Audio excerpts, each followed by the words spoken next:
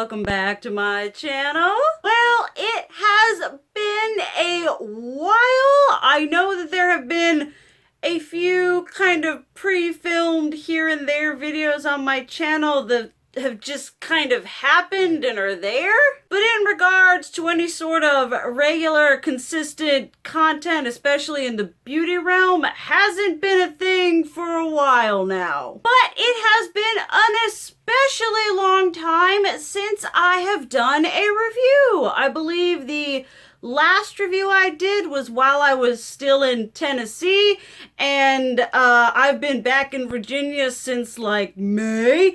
So it's been a really long time. Part of that was due to the fact that I didn't have any money to be spending on things like makeup and the like. The ad revenue for YouTube kind of went really dry. It went from being reliable to somewhat reliable to absolutely nothing. My channel just took a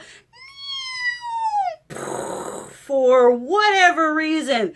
I have seen no growth. We are at stagnation. We are actually at recession. But that's okay because I do this for myself as a hobby now that I'm actually gainfully employed and do not have to worry about YouTube being my only source of income. And as such, being gainfully employed, that means the occasional review for y'all. And I will say the majority of these reviews are gonna be really old, very late to the game, because when a lot of palettes were coming out that I actually wanted, I had no money to buy them. So here we are with a very belated review. And today we are going to be reviewing the Many MUA Lunar Beauty Moonspell Volume 2. I have reviewed the Volume 1. He has since retired the Volume 1, hence Volume 2, I would assume. I will leave my review of Volume 1 linked down below if you would like to get a closer look at this palette, even though you can't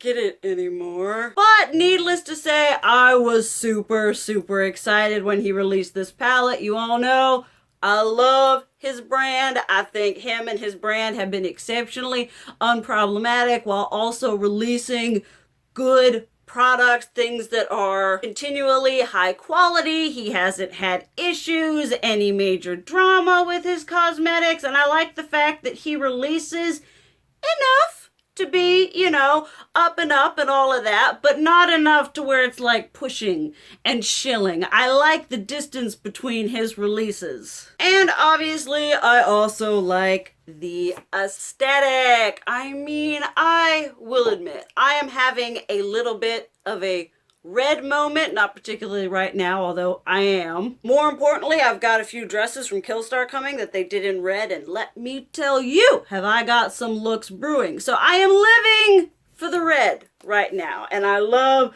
the red and the gold. Just, I mean, you guys know. For those of you that know me now, especially, you know, this is Michelle's. Just all sorts of gorgeous, and then you open that bad boy up and boom! Boy, is she beautiful. I mean, can we just look at the beautiful colors? We've got purple, we've got orangey, we've got red, we've got these nice dark deepening tones. I saw this and I was like, regardless of it being the Volume 2 palette all up in this shiz, I was like, those are just colors that I love. I love these colors. You know that. So based on a color story alone, and then on the faith that I have in the brand, this had a lot going for it. It is, of course, the palette that I'm wearing on my fantastically magical peepers today. I went real simple. I just took Maggie and did all that out here. Then I went in with Queenie. All in here, took a little bit of Willow under there, and then finished it up with Queenie there as well. Then I took Misty all over this lid area, and we have Agatha in the inner corner. It is quite a look, if I do say so myself. But enough of all that fantastical talk. Let us swatch this gloriousness, and then we'll get on into the deeper conclusion that I have. Like, 5-6 months late. I suppose better late than never. I'm just gonna go whoop, whoop, whoop, whoop for y'all. Brought y'all in just a little titchy bit closer. So we are going to be starting with Agatha right here, which is a nice, just like shimmy shiny sort of inner corner highlight. I do find that it's pretty faint when you're picking it up with a dry brush. I would recommend either using your finger, you're going to get more opacity, more opaqueness, or one thing that I have finally learned how to do and actually do, which is you get the thing and then you know, with your setting spray, and that makes it a lot more pop. Then we have Luna right here, which is so stinking pretty. We have Mildred right here, which is also pretty, kind of like a rosy goldy brown thing. And then we have Myrtle right here. So we've got these going on here, here, and here. I really love this one here, but I definitely recommend using either wetting your brush or a tacky primer or a glitter glue, because I have found that it does have a little bit of fallout when you're you get the stuff on your brush and then you go to pat, pat, pat, and it's a little bit of fall. And then this one, the swatch is not showing up its justice. And then this one, for whatever reason, I don't know what it is. This kind of purple, this color that's formulated in this way, I'm not sure what it is, but there have been a couple other like this. I think there's one in a Natasha Denona palette where it just doesn't do a lot. It's kind of a subtle wash of color rather than wham bam in your face pigment, which is what I like. Then last on this row, we've got Misty right here. We'll just throw that right up here because she is absolutely gorgeous right here on the lids. Stunning and beautiful. I've actually used this as I brushed it over my lips over liquid lipstick. Absolute perfection. Then we're getting to the meat of the palette, as I like to say. We've got the mattes. We have Alex right here. So pretty. We've got Cameron right here, which is this really pretty blood orange. All I can ever think of that, it's blood orange. Oh, shut up. It's just pink. It's just red. Is it persimmon? And then Sally right here, which is a beautiful, I love that orangey brown. It looks kind of like brown maybe in the pan, but it's so pretty. So we got these here. I will admit this shade, these two, this speaks for itself. That one does take a bit of building up, kind of like the way that soft purples and pinks and pastels tend to, but I didn't find that it performed any different from any other soft pasty pastel that I have. Next up is Jillian right here. Then we have Willow, which is a beautiful, oh my goodness, it's what I have right here. So stinking pretty, heckin' pigmented. Definitely recommend using a primer, as shades like red could potentially bleed onto your eyeballs or your eyelids. Hopefully not your eyeballs. Then on the third row, we have Louise, which kind of in the same way I feel is really similar to Myrtle in shade as well as the formulation, where once again, it's kind of just this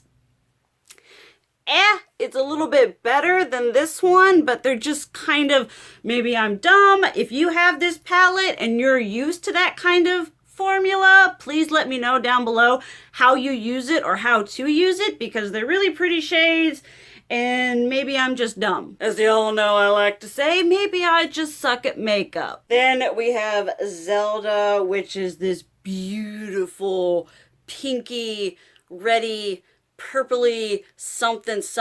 It is pretty. Then we have Hilda right here, which is a gorgeous purple. That's just I have a liquid lipstick that shade and it's gorgeous. Then Grams, which is also a really pretty shimmer going on right there. Got right here. I mean, look, it's just so pretty. Looky. Then right here and this. Oh, Oh, that is so pretty. Camera, jeez. Now that I have money, I'm gonna save up and I'm gonna buy a new phone because then maybe I'll have some sort of quality to my filming footage. But camera, it just looks like a streak. It just looks like a red streak with a little bit of shimmy shiny in it. Does not do this shade any sort of justice because it is absolutely beautiful. I love it. I want to just all over my lid. Then we have Freya here. Then we've got Maggie, which is a beautiful,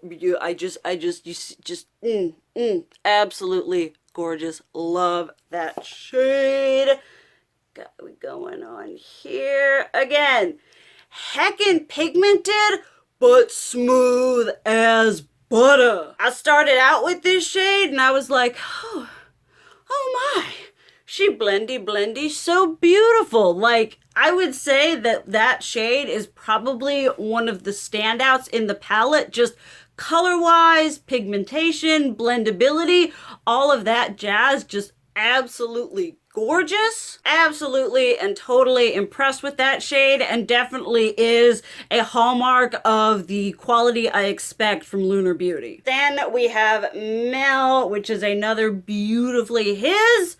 Dark mattes, for creating dark mattes, are some of the best I've ever used. I would say up there with maybe Viseart. This one definitely right here is up there with Viseart. Then Macy, which is another just absolutely perfect. Like when I think of purple, that's the color I think. Then Queenie right here. Now Queenie, we got enough space.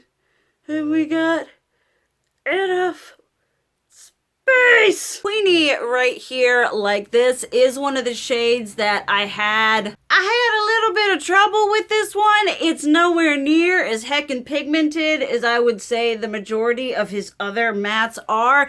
It's what I would consider a little bit inferior compared to his other mattes as well. It's really dry. It's really densely packed shadow. When I deal with my eyeshadows, I like there to be just a titchy bit of kick up, because I'll just kind of boop, and then I'll use my brush to just kind of pick up the kick up. I'm a weird person that likes to know where all my makeup is at all times, that I know exactly what I'm applying and where I'm applying it to. And so it may be to the shadow's benefit, for as much as I was like, no, come on, you can do it. Would give me nothing. Hardly no fallout whatsoever. So there is that. Not my favorite shade in the palette. Love the color. Not too ecstatic about the formula. Then last but not least, we have Mary, which is a black with glitter in it. Y'all know how I feel about that shiz. But if you take the shimmer out of it, which I find with the majority of these shades, as you go to blend it out and do all that shiz, the shimmer is gone anyway. So 9 times out of 10, I try to just look at the shadow as the base color. I don't take into consideration the shimmer nearly as much. And as a black, I gotta say, this one is really nice. Just like this shade here and here and here. Beautifully smooth to the touch. Feels like you're swirling your hand all up in a pan of silk. Absolutely gorgeous. It applies beautifully. It blends beautifully. This is probably my new favorite black eyeshadow. And I would say it's worth it for that, even regardless of the faint little hint of sparkle that you're probably not going to get to stay on your lid anyway. Like I said in the beginning, y'all know how I feel about the Lunar Beauty products. He is honestly a company that I wish there were more products from, because if there's anything that I love, it's his palettes, it's his liquid lipstick. His liquid lipsticks and his lip glosses are my absolute favorite formulas ever. I did buy the one liquid lipstick in, I might as well swatch that while I'm here. I bought the liquid lipstick in Hallow's Eve because, I mean, you'll know when you see the beauty is orangey, grungy gorgeousness. He had 2 other lip products that were released, but I think he was cross-pollinating. I'm pretty sure they were shades that were released previously that I already have. Haven't checked yet. Basically, when he comes out with a new lip product, I like to get it because I love his formula so much. So here we have, oh my god, oh, this is that absolute perfection. It's coming off like a little bit brighter on camera.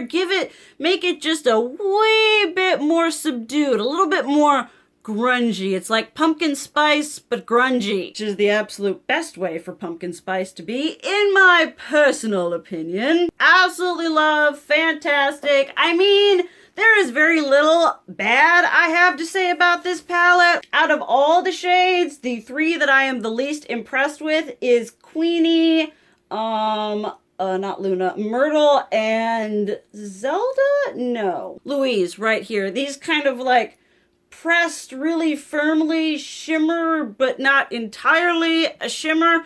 I've been battling with shades like this since Makeup Forever had those 9-pan palettes, and there was the colorful one that had a purple exactly like one of these, and I couldn't get that shiz to work either. But I would say 3 out of all these shades ain't bad.